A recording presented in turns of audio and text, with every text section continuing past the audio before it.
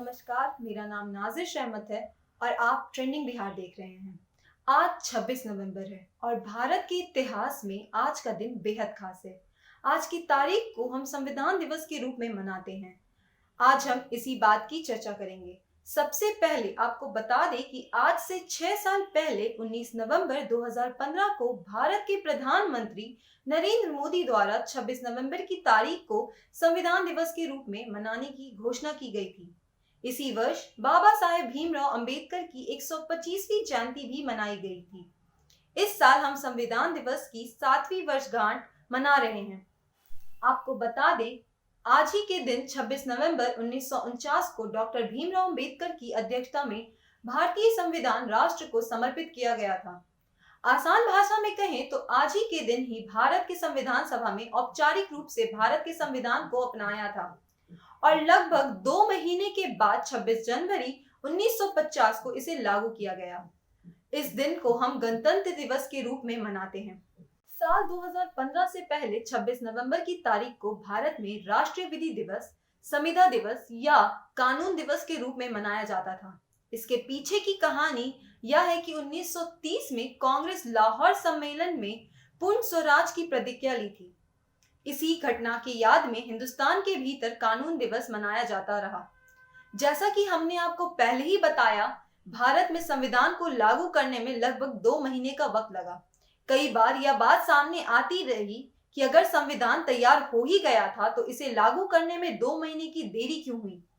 तो इस सवाल को लेकर हमें यह जानकारी प्राप्त हुई है कि इन 2 महीनों में संविधान का पाठ किया जा रहा था और अंग्रेजी से हिंदी में इसका अनुवाद किया जा रहा था।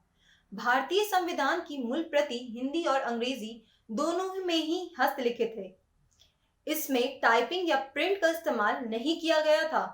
दोनों ही भाषाओं में संविधान की मूल प्रति को प्रेम बिहारी नारायण रायजादा ने लिखा था। रायजादा का खानदानी पेशा कैलीग्राफी का था।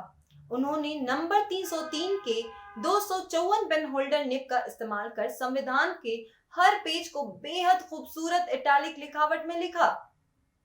इसे लिखने में उन्हें 6 महीने लगे थे।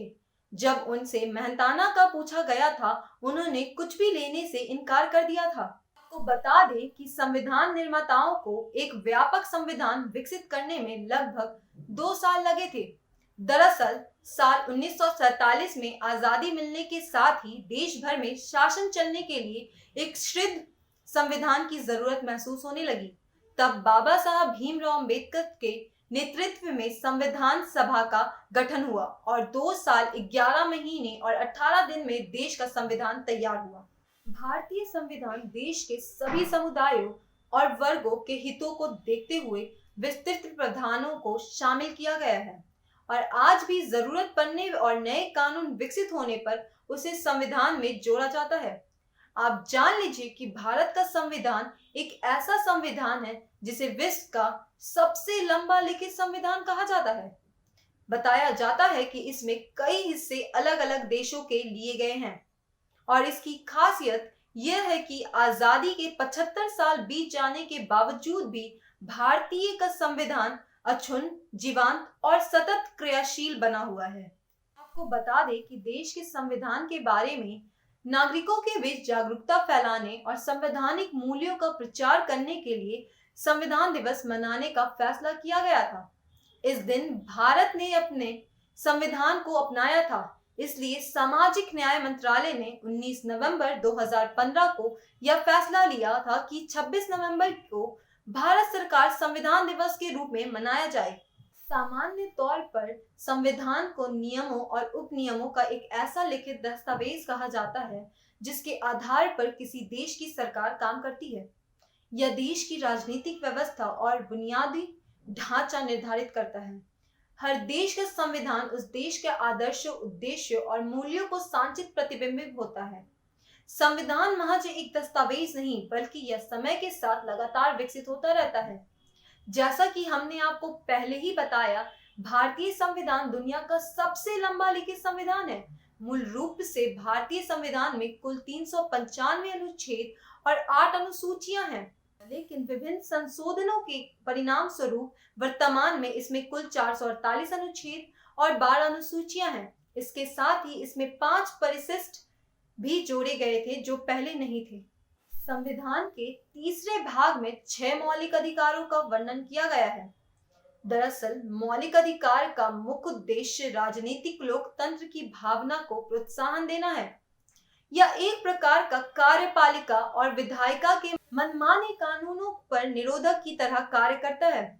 मौलिक अधिकारों के उल्लंघन की स्थिति में इन्हें न्यायालय के माध्यम से लागू किया जा सकता है। इसके अलावा भारतीय संविधान की धर्मनिरपेक्षता को भी इसकी प्रमुख विशेषता माना जाता है।